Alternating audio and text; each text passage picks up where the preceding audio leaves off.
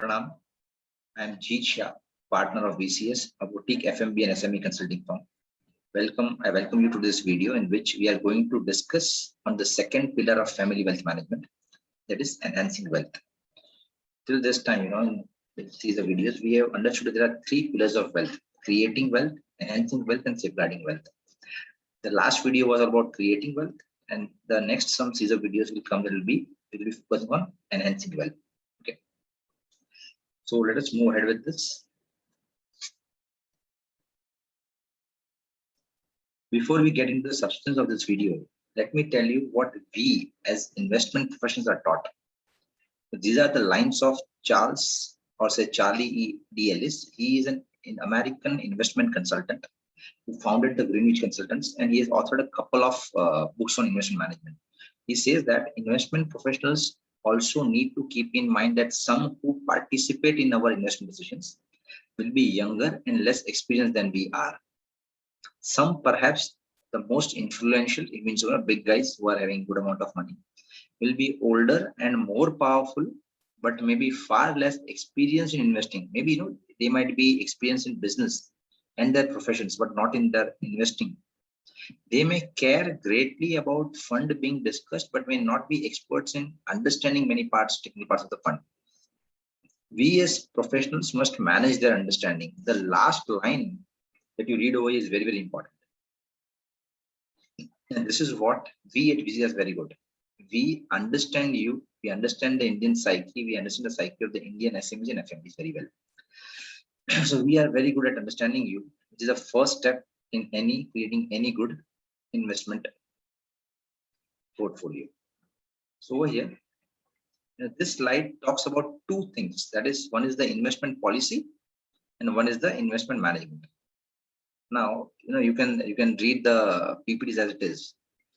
I have divided in two parts: investment policy, investment management. Now, the primary responsibility of drafting the investment policy is on the client, that is you. No doubt, experienced advisors might handhold you over here, and this is the single most important responsibility of the client. The point being, you should be interested in your interest. When investment management is primary responsibility of the advisor. What I have seen over here is that it becomes reverse. Many a times, the client takes on the responsibility of designing a portfolio and asks for the manager to give him a investment policy statement. We'll understand this as we go ahead. Investment policy basically states how much return do you expect, at what level of risk, and what are the constraints that are faced by your investment portfolio. Given the policy, it is the job of the investment manager to design and execute the portfolio that will achieve the set results in the given set of constraints. You should not only set the rules of the game, but you should also check whether the actual portfolio is in line with the rules set or not. You should also specify which assets can be used and for what use. Like you might say that you would like to invest in liquid funds only for parking excess cash for short term and not as the investment instrument. You do see to that whether the investment manager is doing with the asset class what he was supposed to do. It is your primary responsibility to evaluate the portfolio performance and map it with the stated objectives. Now, this seems very, this might seem very easy. However, it is one of the most difficult tasks, as it is not just comparing the expected returns and the actual returns. It is much beyond that. You might be puzzled to know that CFA Institute has came up with the specific certification only in measuring the performance of the portfolios. The investment manager must be brave enough. On the side, when I say investment manager, he should be brave enough to tell you the truth about your expectations on the return and risk, the set of concerns that you are drawn. He should definitely not be a yes man, as such a yes person can put your money at risk just to make you happy, your ego satisfied, so that his earning is intact. He should have enough technical bandwidth to select right asset in the right asset classes in the right proportion. Now, this selection of asset classes and proportion is technically what we call it as asset allocation, which is known throughout the investment world as the single most important factor that will define your risk return profile. So basically, asset classes are say logical subgroup of assets having comparable risk return profile.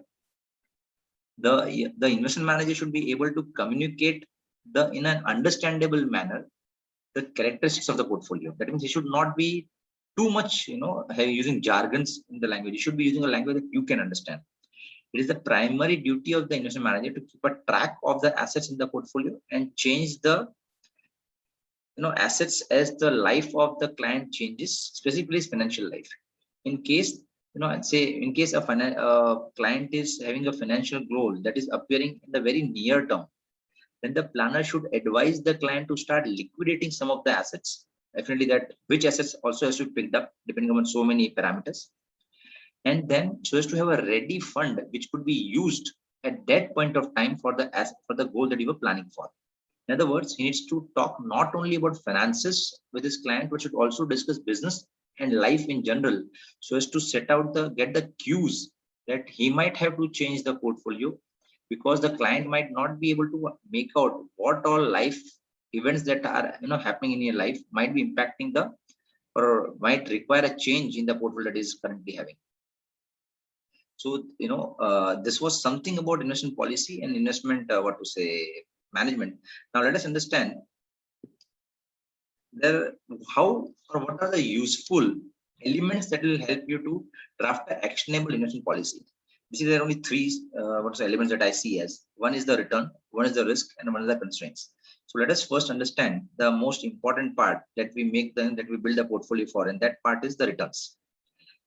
So when I say returns, what is returns? We all know कि 100 पे कितना रुपया बने ना. So how much have you made on 100 rupees that you had invested? When I say you are designing an investment policy, the expectations about your portfolio returns have to be reasonable. You should understand the difference between, and to understand what is reasonable, you should know the difference between investment, speculation, and gambling. While investors' objective is to earn returns while safeguarding the principles, speculators, on the other hand, run after returns only without thinking too much of risk. So, for example, investor might say that for every 1 unit of return risk that he takes, if he takes 1 extra unit of risk, then the return for that extra unit of risk should be more than 1. Then only he will like to take that bet. However, when you take the case, example of say a speculator, then he might say that he would be willing to take a risk of 1 unit, even though the additional return might be less than 1 unit, because basically his objective is to increase returns. However, a gambler aims for extraordinary returns and takes a bet where the probability of winning is too low.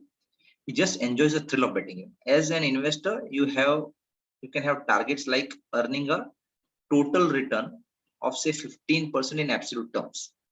By total return, I mean realized plus unrealized returns both. Or you can have a relative benchmark return, like you will say that I want to earn say 2% more than the benchmark rates.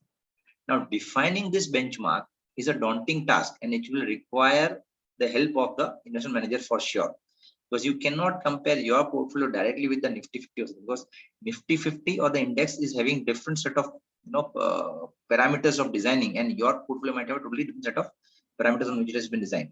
So a bogey or a proxy portfolio has to be created from which the benchmarks can be derived. Now let us talk about risk. The fundamental rule of investing is not to lose capital. Hence, take only that much risk which might not lead to a very big hole in your capital. This is because suppose you invest rupees 100 and lose rupees 50. So what is the loss? It's 50%. However, to make up from 50 back to 100 rupees, you will have to have 100% returns, which is a very daunting task. So for investment managers, there are many mathematical risk metrics like beta, standard deviation, and so on and so forth. However, my experience says that the meaning of risk for an average investor is not getting the amount of money at the time when he requires money. मतलब अगर आज मुझे 2 लाख रुपया चाहिए, तो आज ही मुझे 2 लाख रुपया चाहिए.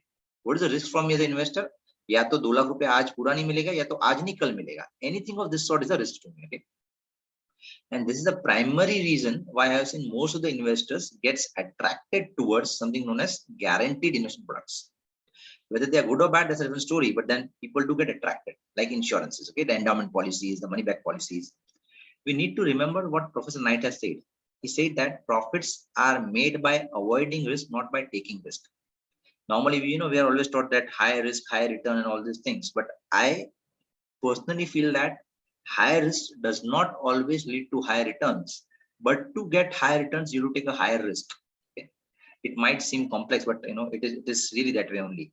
You as an investor will have to define risk with the guidance of the investment manager, in the sense that which risk you want to avoid, which are the risks you want to take, and how much risk you want to take. Now, there are many constraints that might affect the designing of an investment portfolio. I have listed, 5 constraints over here. One of them is time horizon. Now, what is time horizon? For how much time you want to stay invested in the asset. A long-term time horizon might allow you to invest in risky assets more, as time is on your side to make up for the short-term losses that might come through short-term fluctuations.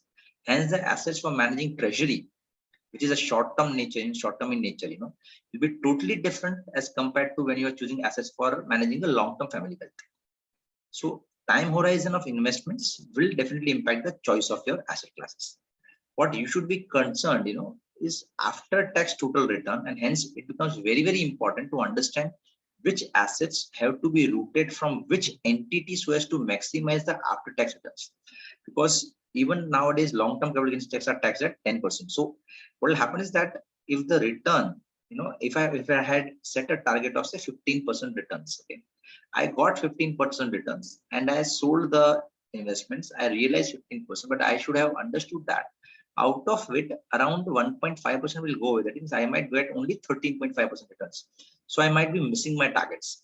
So it will be very, very important for us to understand what is the impact of taxation on the returns, and hence how can we have the maximum post-tax returns.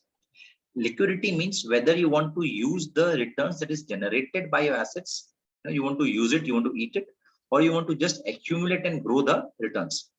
This will again affect the choice of your assets in the portfolio. There are certain legal constraints also, depending upon which entities we are routing through.